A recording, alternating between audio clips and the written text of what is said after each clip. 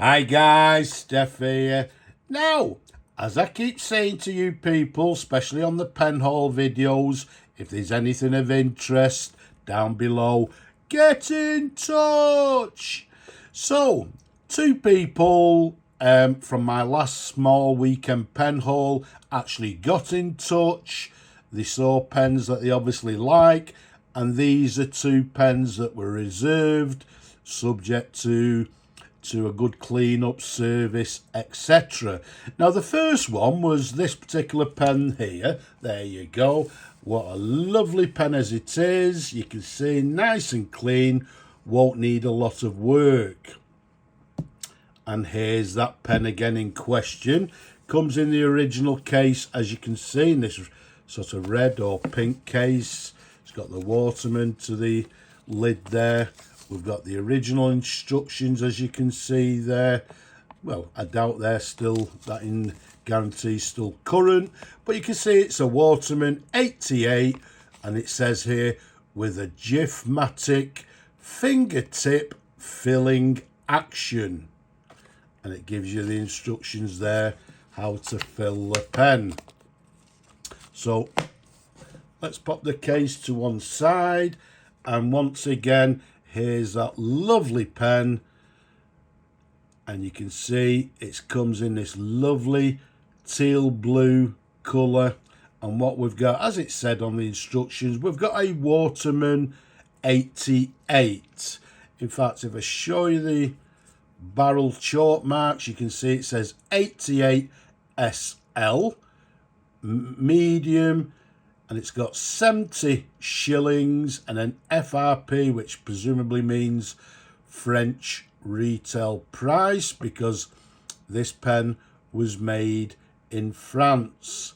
I'm assuming the SL may actually mean it's got a silver cap. I'm not 100% sure, but you can see it comes in this lovely chrome cap. It's got these lines running through the top. To the bottom, we've got this gold-filled sort of stud, if you like.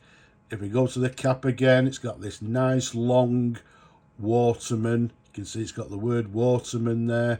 This lovely clip. And then the stud to the top has this W for Waterman. As far as I'm concerned, it's never been inked, so an ex-stock pen. The size of it from the top of the cap to the bottom of the barrel, approximately 134 millimeters capped.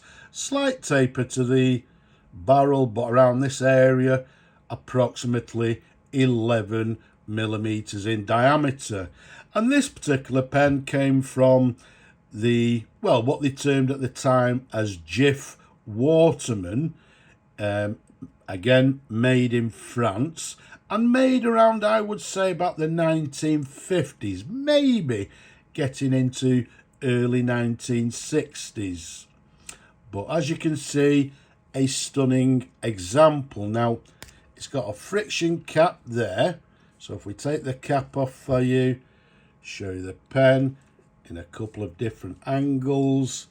Very nice indeed. As I said, didn't need a lot of work. Well, I'll tell a lie, it was a little bit fiddly, but I'll show you that in a moment. You've got this gold clutch band there. We've got the nib here, which reads Waterman's 18 carat.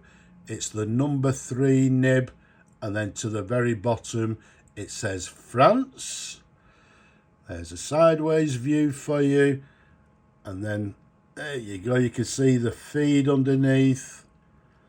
Nice and clean. There was no remnants of any ink anywhere, so excuse me. As I say, as far as I'm concerned, it's never been inked. Okay. Now, as you saw in the instructions, this is what they term as a Jif-matic, and the Jif-matic referred to this, what they term as a Jif-matic converter. Now, you would have seen, again, in my before video, there we go, you can see we had some problems with sort of the lever, if you like, at the top of the converter. Okay, so now what we had to do is remove the converter. It was a little bit fiddly, but what we've done, I mean, again, that's what I thought it was. Obviously the sack inside had actually perished and was very hard, and that's why we was having a problem with it. But again, very fiddly, because to be quite honest with you, I believe these converters are not actually designed to be taken out. They're designed to be sort of inserted and left in the pen. But as I said, I've removed it. I've put a brand new sack inside.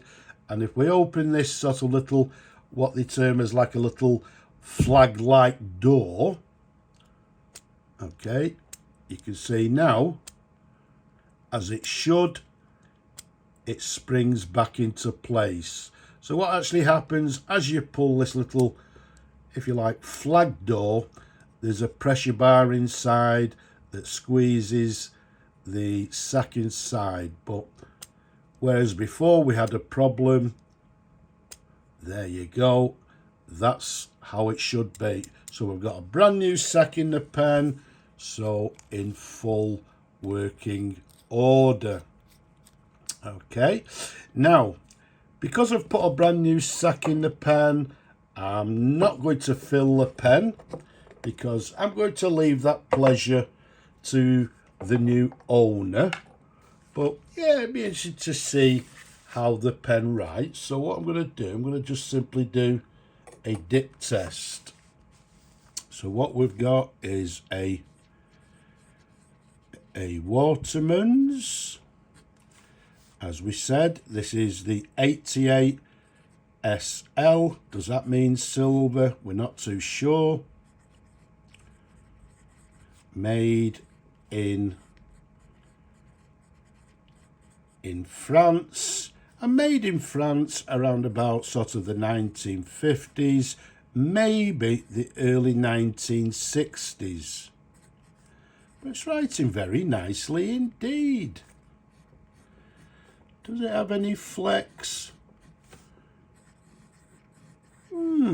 Maybe just very, very slightly.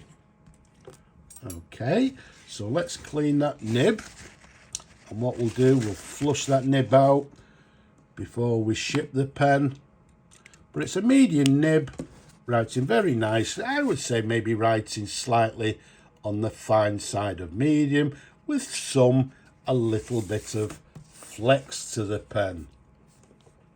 So there we have it. That was the first one that was reserved, subject to service, and is now ready to go to the new owner. Okay, now secondly, there was another pen, this one here. There you go. Once again, a lovely example, lovely colour.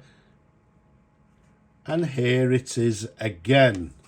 Okay, now this one again was reserved, subject to a full service. It comes in the original box. It's got the instructions to the bottom there. It's got a little note from, I think, the previous owner. I'm going to leave that with the pen. Okay, but there we have it. Look at this gorgeous pen. What we've got here is a Conway Stewart 570 from the Dinky range of pens. Okay, now if I show you the barrel imprint, you can see it says Conway Stewart 570, and then it has holder foreign.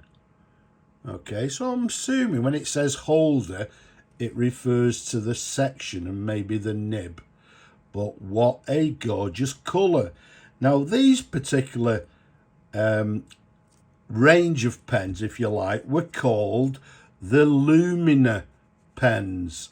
And I believe they came in about 4 colours. They came in this gorgeous blue colour, as you can see here. They came, I believe, in a lilac, a green, red, and I believe maybe a mauve as well. And they were all this pearlescent Lumina pattern. absolutely gorgeous. It's sort of like, well, yeah, it's like a sort of a translucent material. Absolutely gorgeous.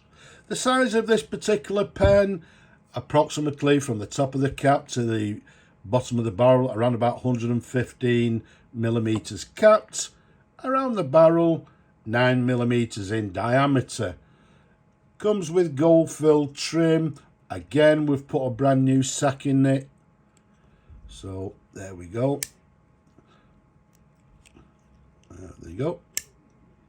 So that closes as it should. So it's got a lovely little gold filled lever. It's got this band to the bottom of the cap. And then we've got the Conway Stewart recognisable clip there with the logo to the top with this gold peaked finial to the very top. Absolutely gorgeous pen. The date of it, again, I would say it's made in England around about I would say mid-1960s. So let's unscrew the cap there, show you the pen in numerous different angles. You can see it's got the section there, slight sort of angle to it. We've got the nib, and the nib actually reads Conway 14 karat gold. So it's the correct nib for the pen. There's a sideways view. Your feed underneath, this ladder feed, very nice indeed, lovely and clean as it should be. And once again, because I've put a brand new sack in the pen, I'm not going to fill it, but we'll just do a little dip test just to see how it writes. Now, it's quite a small pen, so it's a Conway Stewart, and again it's from the Dinky range, but this one is the number 570, and it comes in this, what they termed as a Lumina blue. It's writing nicely, a little bit difficult to write with my large hands. There's no flex to the pen, but writing very nicely indeed. And I would say, yeah, writing with maybe a fine to medium line. So again, very nice indeed. So let's pop the cap back on, and there we have it, a absolutely gorgeous Conway Stewart 570 Dinky in this beautiful blue Lumina colour or pattern, if you like. Absolutely gorgeous.